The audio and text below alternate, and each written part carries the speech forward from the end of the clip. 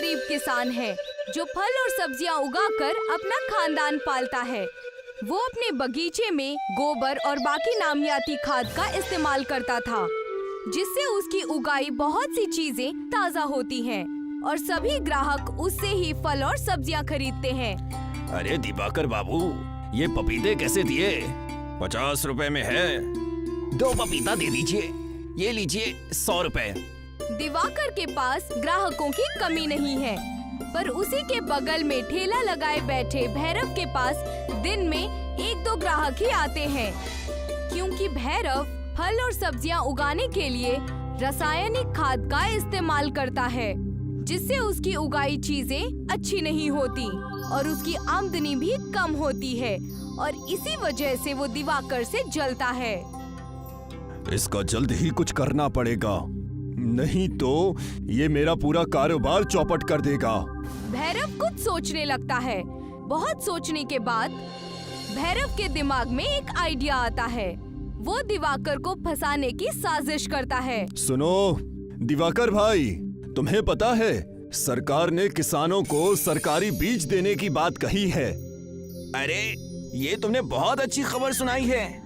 अच्छे बीज मिलेंगे तो हम लोग और भी अच्छे से फल और सब्जियां उगा सकते हैं। तो देर किस बात की है? चलो मैं बीज लेने जा रहा हूँ, तुम भी मेरे साथ चलो। भैरव अपने साथ दिवाकर को ले जाता है और उसे एक सरकारी बीज भंडार से बीज के कुछ पैकेट्स देता है। बीज लेने के बाद दिवाकर वहाँ से चला जाता है और भैरव अपनी चाल चलता है। वो अखबार में खबर छपवाता है कि सरकारी बीज भंडार से एक आदमी ने बीज चोरी किए हैं। भैरव उस अखबार को लेकर दिवाकर के पास पहुंचता है। देखो दिवाकर भाई, किसी ने सरकारी बीज भंडार से बीज चोरी किए हैं और तुम्हारे पास भी कुछ पैकेट बीज के हैं, इसीलिए पुलिस तुम्हें भी पकड़ सकती है। पर ये बीज के पैकेट तो तुमने मुझे दिए हैं ना? हाँ मैंने दिए थे, पर ये बात पुलिस को थोड़ी पता है कि किसको बीज मिले हैं और किसने चोरी किए हैं। तो अब मैं क्या करूं? जब तक ये मामला शांत नहीं हो जाता तुम यहाँ से कहीं दूर चले जाओ। पर मैं जाऊं कहाँ? मैं तुम्हें ले चलता हूँ। भैरव दिवाकर को लेकर दूर एक घने जंगल में जाता है, जहाँ पर अंग्रेजों के जमाने का जेल बना होता है। तुम कुछ दिन इसी जेल के अंदर छुपे रहो, मैं बाद में तुम्हें वापस बुला लूंगा। तुम्हारा बहुत बहुत धन्यवाद भाई, तुमने मुझे उस बेमतलब की आफत से बचा लिया। भैरव वहाँ से वापस आ जाता है और दिवाकर जेल के अंदर एक तहखाने में छिपकर रहने लगता है। अच्छा हुआ जो दिवाकर का बच्चा यहाँ से चला गया।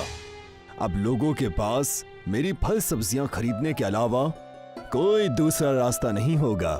और भैरव महंगे दाम पर फल और सब्जियाँ बेचने लगता है। भाई साहब, आलू कितने रुपए किलो है? 100 रुपए किलो। पर ये तो बहुत ज्यादा महंगा है। मैं तो ऐसे ही बेचूंगा, नहीं लेना है तो जाकर शहर से खरीद कर लाओ। ग्राहक को मजबूरी में भैरव से सब्जियां खरीदनी पड़ती हैं। दिवाकर के न होने का भैरव पूरी तरह से फायदा उठाने लगता है। इसी बीच कुछ चोर शहर के एक बड़ी सी सुनार की दुकान से सोना चुराकर शहर से दूर जंगल की ओर आते हैं। जंगल में चलते हुए उन्हें ये पुरानी जेल दिखती है। सभी आकर इस जेल के पास खड़े हो जाते हैं। इस सोने को छुपाए कैसे? कुछ तो नया उपाय ढूंढना पड़ेगा। अगर पुलिस ने पकड़ लिया तो समझ लो जेल में चक्की पीसने पड़ेगी। क्यों ना हम इस सोने को गलाकर ईंट बनाए और इसे जेल के बाहर से लगा दे, इससे पुलिस को कोई सबूत भी नहीं मिलेगा। हाँ ये तो बहुत अच्छा सुझाव है। वैसे तुम चोर हो, पर तुम्हारा दिमाग तो पुलिस से भी तेज है। सभी चोर शहर से चुराए हुए सोने को आग से पिघलाते हैं और उनसे ईंट बनाने लगते हैं। चोर सोने से बनाई हुई ईंटों को जेल के बाहर से लगा देते हैं, जिससे पूरी जेल सोने की बन जाती है और चमकने लगती है। ये हुई ना बात, देखो हमने अंग्रेजों की इस जेल को सोने की जेल में बदल दिया है। अब पुलिस तो क्या, सीबीआई वाले भी हमको पकड़ नहीं सकते। चलो यहाँ से चलते हैं, शहर में जाकर मजे करते हैं। सभी चोर खुशी खुशी शहर के लिए निकल जाते हैं। दूसरी ओर कुछ दिन बीत जाने के बाद भैरव दिवाकर को देखने के लिए जंगल में आता है। वो जेल के अंदर जाता है और जोर से आवाज लगाता है, बाहर आ जाओ दिवाकर भाई, मैं भैरव हूँ। भैरव की आवाज सुनकर दिवाकर जेल के तय खाने से बाहर आता है। अच्छा किया भाई जो तुम मुझसे मिलने आ गए, नहीं तो मैं यहाँ पर घुट घुट कर मर ही जाता। भैरव दिवाकर को देखता है और अपने मन में सोचता है, तू मर जाएगा तो मेरा तो फायदा ही फायदा होगा। भैरव के मन में दिवाकर को धोखा देने का ख्याल आता है।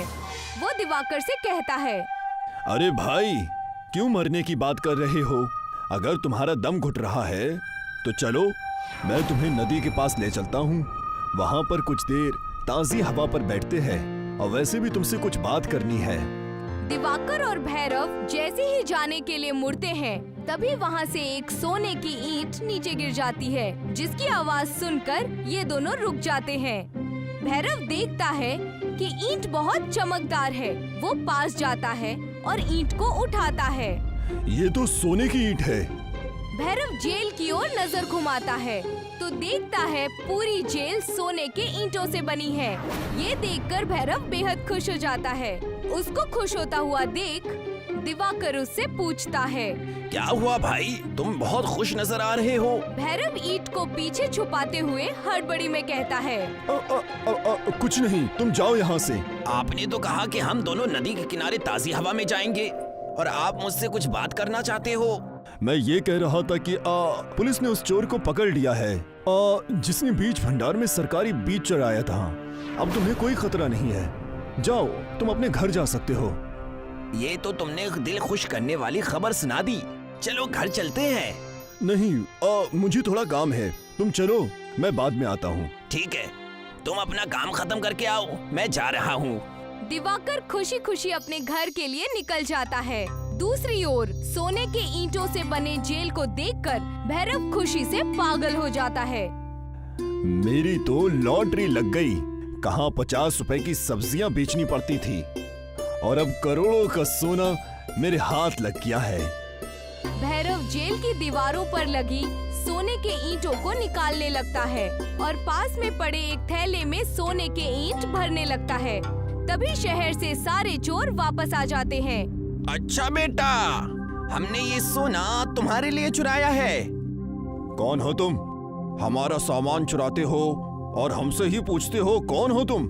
ये सोना मेरा है, इसे पहले मैंने ही देखा है। पर इसे यहाँ तो हम लेकर आए हैं ना। भैरव चोरों की बातों को अनसुनी करके सोने के ईंटों को थैले में भरने लगता है। लगता है ये ऐसे नहीं मानेगा। चलो उसके हाथ पैर तोड़ते हैं। तीनों चोर मिलकर भैरव को मारने लगते हैं। ये सभी लड़ाई कर ही रहे होते हैं कि तभी कुछ पुलिस वाले जो कि इस जंगल के पास से गुजर रहे थे वो इन्हें देख लेते हैं।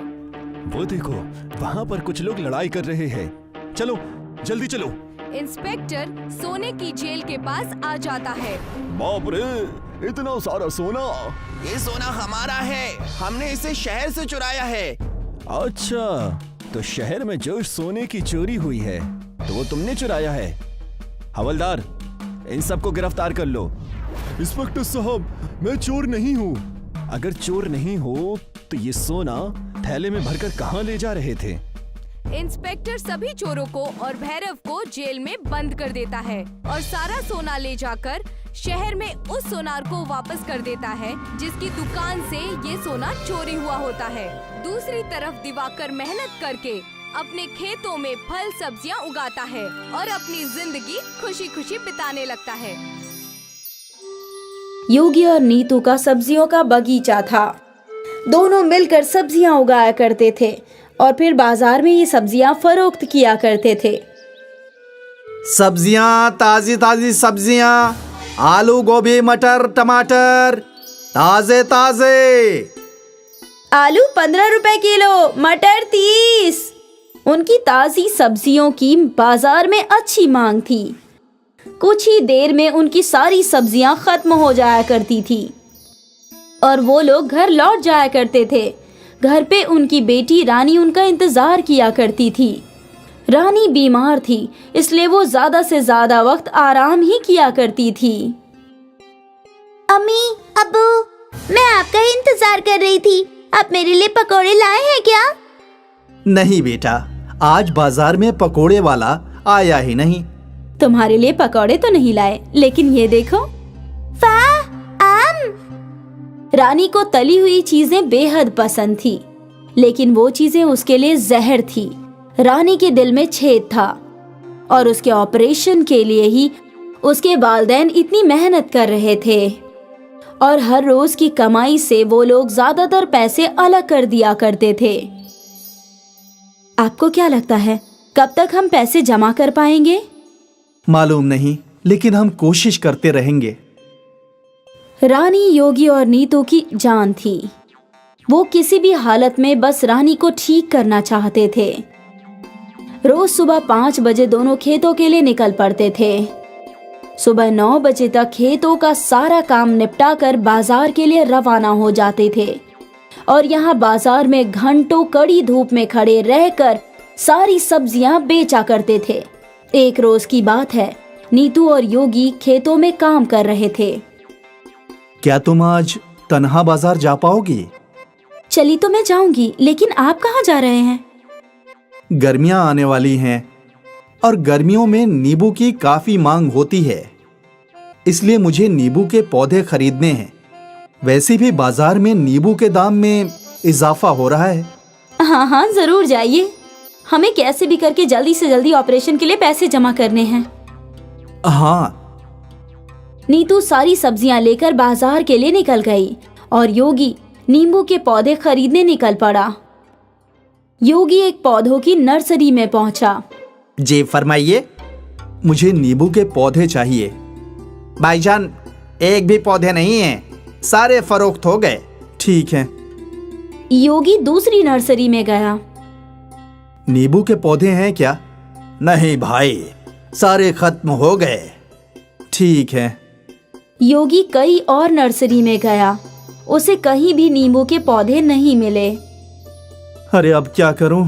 सोचा था नींबू को पौधे से नींबू उगाकर फरोख्त करूंगा तो कुछ अच्छे पैसे मिलेंगे, लेकिन मुझे तो एक भी पौधा नहीं मिला। योगी अपने सोच में चल रहा था, तभी उसका तवज्जो जंगल के बीच बने एक घर की जानिब गया। इस घर के बाहर बहुत बड़ा बगीचा था और पूरे बगीचे की हालत बेहद खराब थी। एक ज़ईफा खातून बड़ी मुश्किल से इस बगीचे की सफाई करने की कोशिश कर रही थी। योगी उस ज़ईफा खातून के पास गया। क्या हुआ अम्मा? तुम्हारा बागीचा इतना बड़ा है, लेकिन इसकी ऐसी हालत कैसे हो गई?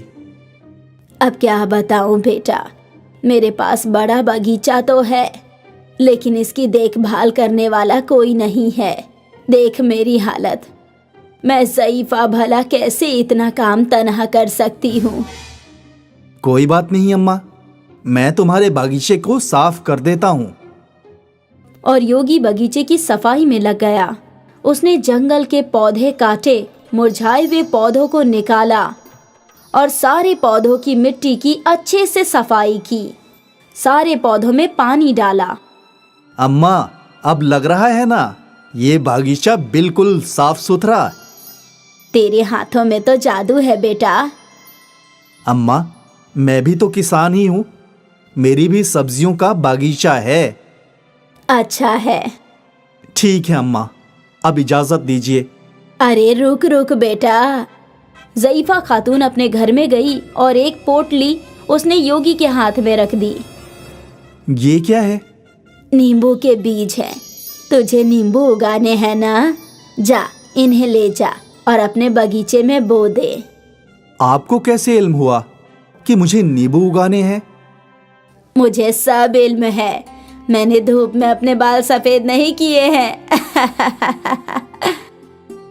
योगी ने वो पोटली ले ली और अपने घर की जानिब चल पड़ा।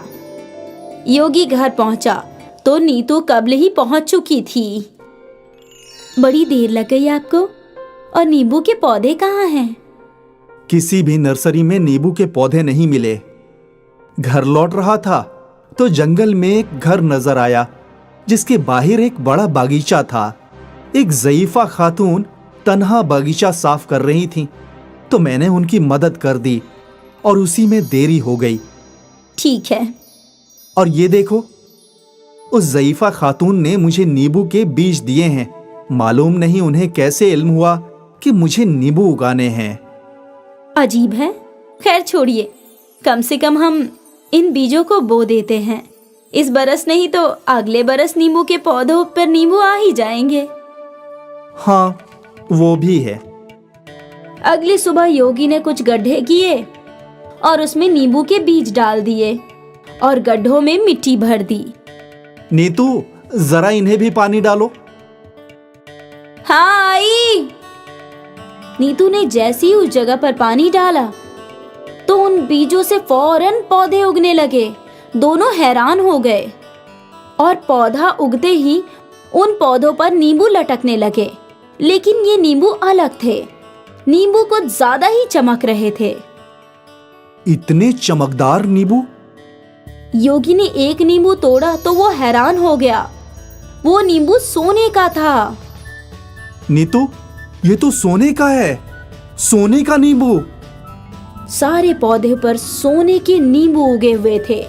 योगी और नीतू के तो नसीब ही खुल गए। योगी ने वो सारे नींबू सोनार को फरोख्त कर दिए और उनसे उसे ढेर सारे पैसे मिले। इन पैसों से उसने अपनी रानी का इलाज करवाया। मुबारक हो, ऑपरेशन कामयाब हुआ। अब आपकी दुख्तर किसी भी आम बच्चे की तरह खेल कूद सकती है। ये सुनकर योगी और नीतू की आंखों में अश्क आ गए। योगी ने एक बड़ा बगीचा खरीद लिया और एक बड़ा घर भी। उनकी जिंदगी पूरे तरीके से बदल गई। नीतू, हमें उस ज़ईफ़ा खातून का शुक्रिया अदा करना चाहिए। हाँ, यकीनन। योगी नीतू और रानी को लेकर जंगल गया। वो घर तो यहीं था, यकायक कहाँ चला गया? वहाँ कोई घर नहीं था। योगी की मदद किसने की इसका इल्म उसे भी नहीं था। उसने ऊपर वाले का शुक्रिया अदा किया और खुशी खुशी अपनी जिंदगी जीने लगा। विजयनगर में रघुनाथ नाम का एक मजदूर था जो रोज मजदूरी करने अपने कस्बे से दूर शहर जाया करता था। रघुनाथ की बीवी लक्ष्मी थी और उनके 2 बच्चे थे, महेश और आशा। सारा खानदान खुश था। एक रोज की बात है, रघुनाथ हमेशा की तरह मजदूरी करने शहर गया था। वो रोड क्रॉस कर रहा था कि एक ट्रक से उसका हादसा हो गया। रघुनाथ को अस्पताल में दाखिल करवाया गया। उसका सारा खानदान दुखी था। बच्चे रो रहे थे। लक्ष्मी ने सबको संभालने की कोशिश की। देखो, अब्बू ठीक हो जाएंगे। तुम दोनों ऐसे रोओगे तो उन्हें अच्छा नहीं लगेगा। अब्बू कब ठीक होंगे? बोलो ना अम्मी। बहुत जल्द। तुम दोनों फिक्र मत करो, मैं सब कुछ ठीक कर दूंगी। कई रोज गुजर गए। रघुनाथ की हालत बेहतर थी, लेकिन वो अब भी चल फिर नहीं पा रहा था। एक दिन तभी नर्स लक्ष्मी के नजदीक आई। आपको डॉक्टर साहब बुला रहे हैं। लक्ष्मी डॉक्टर के केबिन में गई। बहन जी, मैं आपको झूठी तसल्ली नहीं देना चाहता। आपके शौहर के दोनों पैरों का ऑपरेशन करना पड़ेगा, तभी वो चल पाएंगे। पर आपके हालात देखकर लगता नहीं कि आप इतना खर्चा उठा पाएंगी। कितना खर्चा होगा डॉक्टर साहब? तकरीबन 20 लाख। या खुदा! अगर उनका ऑपरेशन नहीं हुआ तो वो वापस चल नहीं पाएंगे। अब आप अपने हिसाब से देख लीजिए। अगर आप उनके ऑपरेशन के लिए पैसों का इंतजाम कर सकती हैं तो बहुत अच्छा होगा। जी डॉक्टर साहब, मैं कोशिश करती हूँ। लक्ष्मी सोच में डूब गई कि वो कैसे अपने शौहर का इलाज करवाए। वो बच्चों के साथ घर गई और अपने जेवर देखने लगी। ये तो बहुत कम है, इससे तो 1 लाख रुपए भी नहीं आएंगे। घर भी संभालना है और इनका इलाज भी करवाना है। कैसे होगा ये सब?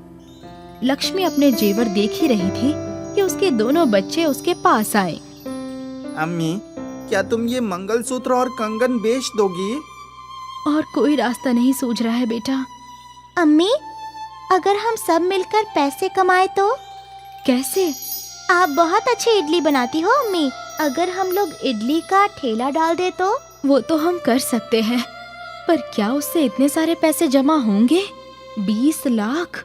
अम्मी, कोशिश तो करके देखते हैं।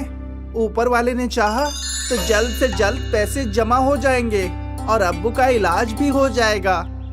बहुत बड़े हो गए हो तुम दोनों। चलो इडली के कारोबार की तैयारी करते हैं। लक्ष्मी और बच्चे घर में चीजें इकट्ठी करने लगे। ये रहे चम्मच और प्लेट्स, ये रहा चूल्हा, ये रहा इडली का कुकर। पर मुझे लगता है ये छोटा है। ठेले पर अगर ज्यादा लोग आ गए तो फटाफट इडली नहीं बन पाएगी। तो हमें क्या करना चाहिए अम्मी? हमें नया इडली का कुकर लेना होगा। मेरे पास थोड़े पैसे हैं, उसमें बड़ा इडली का कुकर आ जाएगा। इडली कुकर खरीदने के लिए तीनों दुकान पर पहुँचे। भाईजान, एक बड़ा इडली का कुकर दिखाइए। उस दुकानदार ने उन्हें एक कुकर दिखाया। इससे भी बड़ा चाहिए। बहन जी, इससे बड़ा इडली कुकर मेरे पास नहीं है। आजकल इससे बड़ा इडली कुकर नहीं बनता। ऐसे कैसे हो सकता है? लेकिन आप पुराना इडली कुकर खरीद सकती हैं। बगल में ही एक पुराने बर्तनों की दुकान है, उनके पास जरूर बड़े इडली कुकर होंगे। आप वहाँ देख लीजिए। ठीक है। लक्ष्मी और उसके बच्चे बगल वाली दुकान पर गए। वहाँ लक्ष्मी की नजर एक पीतल के बड़े इडली कुकर पर गई। भाईजान, वो बड़ा वाला इडली का कुकर कितने का है? वो पुराना वाला, वो 500 रुपए का है। ठीक है, वो मुझे दे दीजिए। लक्ष्मी और बच्चे वो बड़ा पीतल का इडली कुकर लेकर अपने घर आए। घर पहुंचकर, अम्मी, आपने यही इडली कुकर क्यों चुना? बगल में कितने चमकदार स्टील के कुकर भी थे, तो ये पीतल का ही क्यों? क्योंकि ये पीतल का है। पीतल में इडलियों का जायका और भी अच्छा हो जाता है। और तो और हमें ये बहुत अच्छे दाम में मिला। लेकिन अम्मी, हमें नया कुकर लेना चाहिए था ना। देखो ना, इस पे कितनी गंदगी है। आशा, ये पीतल का है। अभी इसे घिसूंगी ना तो चमकने लगेगा। ठीक है अम्मी। लक्ष्मी ने वो इडली कुकर धोया और वो चमकने लगा। अरे वाह, ये तो चमक रहा है। कहा था ना मैंने। और आशा, इसीलिए कहते हैं ओल्ड इज गोल्ड। माँ, इसमें इडली बनाकर देखो तो। हाँ, बनाती हूँ। लक्ष्मी ने उस इडली कुकर की थालियों में इडली का आटा डाला और उसे गैस पर चढ़ा दिया। अब हमें 8 मिनट इंतजार करना होगा ना अम्मी? हाँ बिल्कुल। दोनों बच्चे इडली बनने का इंतजार कर रहे थे। उन दोनों की नजर घड़ी के कांटे पर ही टिकी थी। जैसे ही घड़ी में 8 मिनट हुए, हो गया, 8 मिनट हो गया। हाँ हाँ, सब्र करो, खोलती हूँ। जैसे ही लक्ष्मी ने कुकर खोला तो कुकर के अंदर से रोशनी चमकने लगी। सफेद आटा सुनहरा कैसे हो गया? जैसे ही लक्ष्मी ने वो इडली बाहर निकाली तो वो हड़बड़ा गई। ये इडली पत्थर की कैसे हो गई? पत्थर की नहीं, सोने की। सोने की इडली? लक्ष्मी एक सोने की इडली लेकर जौहरी के पास गई और वहाँ उससे जांच करवाने लगी। ये खरा सोना है। ये सुनकर लक्ष्मी को अपने कानों पर यकीन नहीं हुआ। वो घर लौटी और ये बात अपने बच्चों को बताई तो वो खुशी से कूदने लगे। हमारे पास इतनी सारी सोने की इडली है। अम्मी, इनको बेचकर हम अब्बू का इलाज करवा सकते हैं ना? हाँ, ये इतना सारा सोना है कि हम सोच भी नहीं सकते बच्चों। कुछ दिनों बाद लक्ष्मी ने जौहरी को 2 सोने की इडलियां बेच दी और उससे मिले हुए पैसों से अपने शौहर रघुनाथ के पैरों का ऑपरेशन करवाया। रघुनाथ वापस चलने लगा। 2 और सोने की इडलियां बेचकर लक्ष्मी ने नया घर खरीद लिया।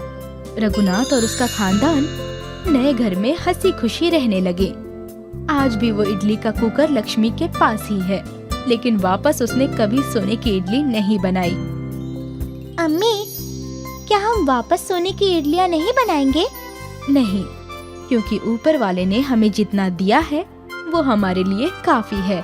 और वैसे भी आशा, अम्मी हमेशा बोलती है ना, लालच बुरी बला है। हाँ, और हमें लालच बिल्कुल नहीं करनी चाहिए। बिल्कुल सही। अब तुम दोनों भूल जाओ कि हमें कभी जादुई इडली कुकर मिला भी था और हमेशा खुश रहो।